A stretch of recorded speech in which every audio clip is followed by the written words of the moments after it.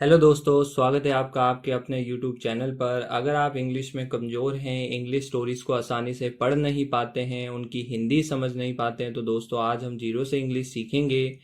मैं इस English story का की एक एक लाइन पढ़ूंगा, एक एक वर्ड की हिंदी बताऊंगा, साथ ही यूज़ होने वाले ग्रामर रूल्स के बारे में भी बताऊंगा, जिससे आपको इंग्लिश लिखने में भी परेशानी ना हो। तो दोस्तों शुरू करते हैं। आज की हमारी स्टोरी का टाइटल यानी शीर्षक है द वैल्यू ऑफ टाइम। उससे पहले दोस्तों, चैनल नया है, आपके सपोर्ट की ज़रूरत है। दोस्तों अगर आपको वीडियो पसंद आए तो चैनल को सब्सक्राइब कर लीजिएगा और वीडियो को लाइक शेयर ज़रूर कर दीजिएगा और एक अच्छा सा कमेंट ज़रूर करिएगा। तो दोस्तों चलिए शुरू करते हैं। मैं एक लाइन पढ़ता हूँ, आप भी पढ़िएगा साथ साथ। Once a man and his wife lived in a small town. Once यानी एक बार, अ मैन यानी एक आदमी, एंड यानी और होता है दोस्तों, हिज वाइफ उसकी पत्नी, लिव्ड मतलब रहती थी या रहते थे, इन यानी में, अ एक, स्मॉल छोटे से, टाउन का मतलब होता है दोस्तों कस्बा या छोटा शहर के अर्थ में टाउन का इस्तेमाल किया जाता है। Once a man and his wife lived in a small town यानी एक बार एक आदमी और उसकी पत्नी एक छोटे से कस्बे में रहते थे। They had two sons. They had two sons. वे, दे यानी वे होता है या उनके, थे, टू यानी दो, सन्स मतलब पुत्र या बेटे, उनके दो बेटे थे। अब हैड का इस्तेमाल क्यों किया गया? अब यहां पर हैड समझने से पहले दोस्तों हैव समझिएगा। हैव के सेकंड फॉर्म के रूप में हैड का इस्तेमाल किया गया है। हैव का उपयोग किया जाता है कोई चीज या वस्तु आपके पास है, उसके अर्थ के लिए हैव का उपयोग किया जाता है। यानी जैसे आई हैव अ कार, मेरे पास एक कार है, और इसका पास्ट फॉर्म यानी भूतकाल बनता है हैड का यूज करके। आई हैड अ कार, मेरे पास कार थी। अब यहां पर जो है दे हैड टू सन्स यानी उनके दो बेटे थे। ठीक है दोस्तों। The elder son was Rohan. The elder son यानी जो बड़ा पुत्र था, बड़ा पुत्र या बेटा, वॉस मतलब था, रोहन यानी रोहन नाम का। ठीक है दोस्तों, यानी बड़े पुत्र का नाम था Rohan. The younger son was Mohan. Younger son मतलब जो छोटा छोटा पुत्र था, वो था मोहन। ठीक है दोस्तों, आगे चलते हैं। Both were good boys. Both यानी दोनों, वर मतलब थे, गुड मतलब अच्छे, बॉयज का मतलब होता है दोस्तों लड़के। ठीक है, दोनों अच्छे लड़के थे। But their habits were not the same. But यानी लेकिन, देयर मतलब होता है दोस्तों उनकी, हैबिट्स यानी आदतें, बहुवचन है दोस्तों, एस लगा हुआ है, बहुवचन यानी प्लूरल है, आदतें। वर मतलब थी या थे, नॉट मतलब नहीं, द सेम मतलब एक समान, यानी उनकी आदतें एक समान नहीं थी दोस्तों। वन इवनिंग, आगे देखिएगा दोस्तों। One evening they had to study for their exam next day. One evening यानी एक शाम, दे हैड टू स्टडी, उन्हें या वे, उन्हें, हैड टू स्टडी। अब हैड टू स्टडी का मतलब दोस्तों पता है क्या होता है? हैड टू स्टडी यानी पढ़ाई करनी थी, पढ़ाई करनी थी।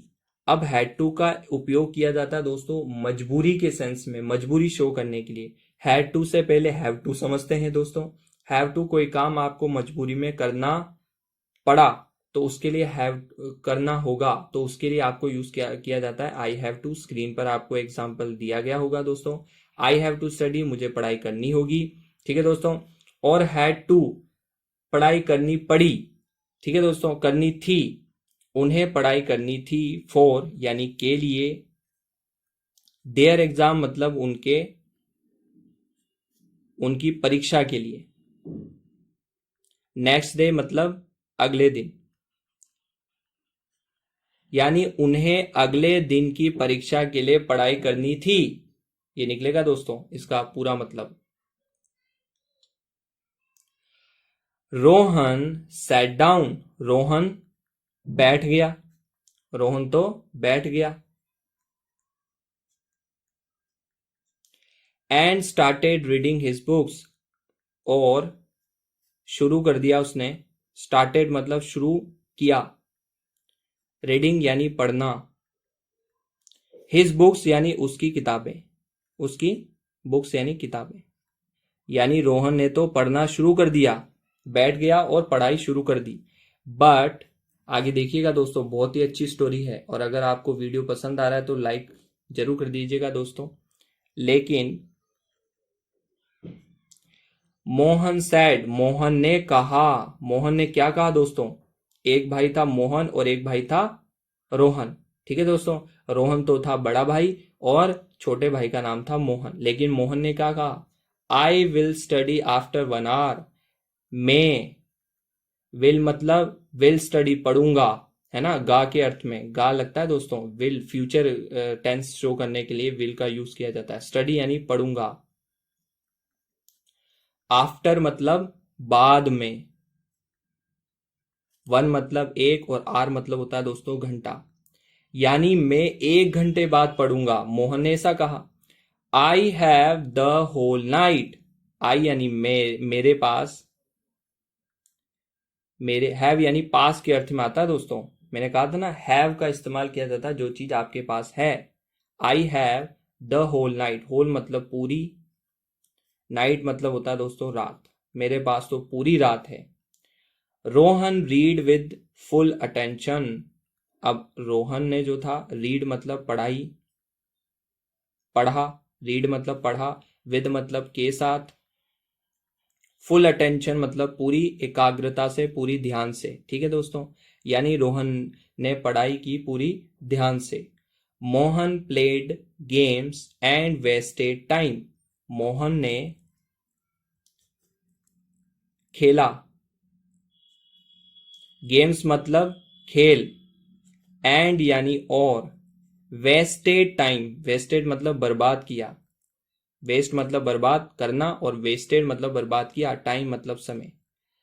यानी मोहन ने तो गेम खेला और समय बर्बाद किया। एट नाइट, आगे देखिएगा दोस्तों क्या होता है। एट नाइट, एट यानी होता है दोस्तों में या पर, नाइट यानी रात, यानी रात में। The weather became bad, weather Hindi में मौसम, बिकेम हो गया, खराब यानी होता है दोस्तों खराब, बैड मतलब होता है खराब। इट रेन अ लॉट मतलब बारिश बहुत तेज हुई, बारिश बहुत ज्यादा हुई।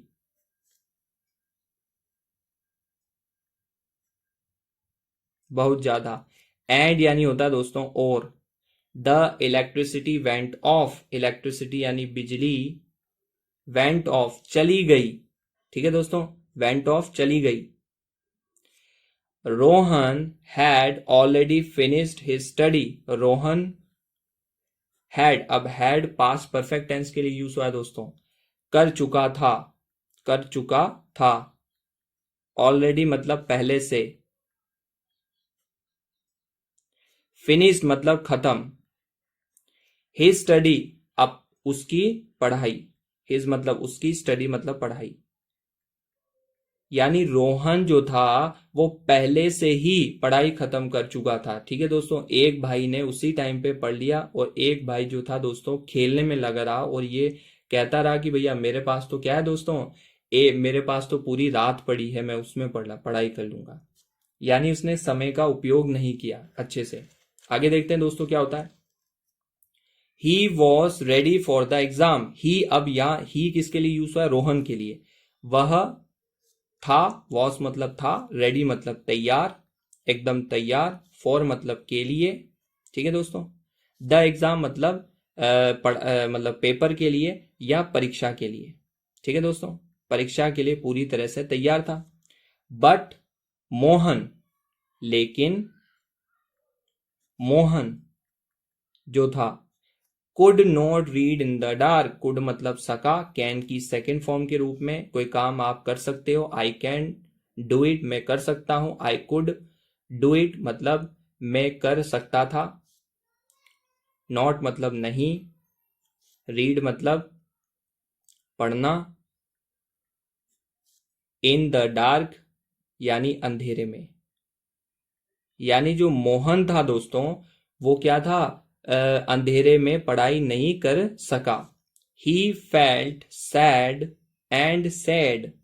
ही यानी वह, फेल्ट मतलब महसूस किया या हुआ,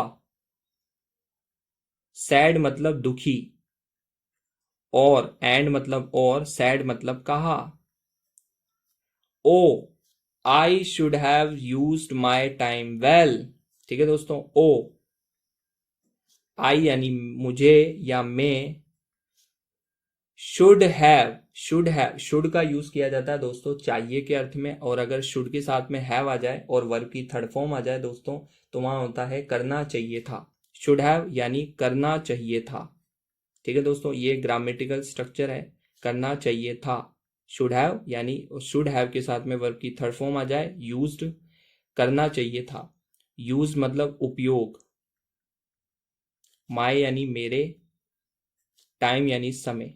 ठीक है दोस्तों, यानी मुझे अपने समय का अच्छा उपयोग करना चाहिए था। ठीक है दोस्तों, उसके पास, दोनों के पास समय समान था, लेकिन एक ने पढ़ाई की और एक ने गेम खेला। नेक्स्ट मॉर्निंग यानी अगली, नेक्स्ट मतलब अगली, मॉर्निंग मतलब होता है दोस्तों सुबह। Rohan did well in the exam. Did well किया, वेल मतलब अच्छा, इन यानी होता है में, द एग्जाम यानी परीक्षा में, यानी रोहन ने परीक्षा में अच्छा किया। Mohan failed because he delayed. Mohan जो था असफल हो गया, फेल्ड मतलब असफल, बिकॉज क्योंकि, ही डिलेड वह क्या हो गया दोस्तों, उसने देर कर दी। वह या उसने, अब ही का इस्तेमाल वह के लिए भी और उसने के लिए भी किया जाता है। देर, डिलेड कर दिया, देर कर दी। ठीक है दोस्तों, और वो असफल हो गया इस कारण। अब यहां पर जो है शिक्षा क्या मिलती है देखना दोस्तों। मोरल यानी शिक्षा। Time is very precious. Time यानी समय, इज मतलब है, वेरी यानी बहुत, प्रेशियस का मतलब होता है दोस्तों कीमती। ठीक है दोस्तों, समय बहुत कीमती है, इसे वेस्ट नहीं करना चाहिए। इफ यू वेस्ट इट, यदि, यू यानी तुम, वेस्ट यानी बर्बाद करना। ठीक है दोस्तों, बर्बाद करना, इट मतलब इसे।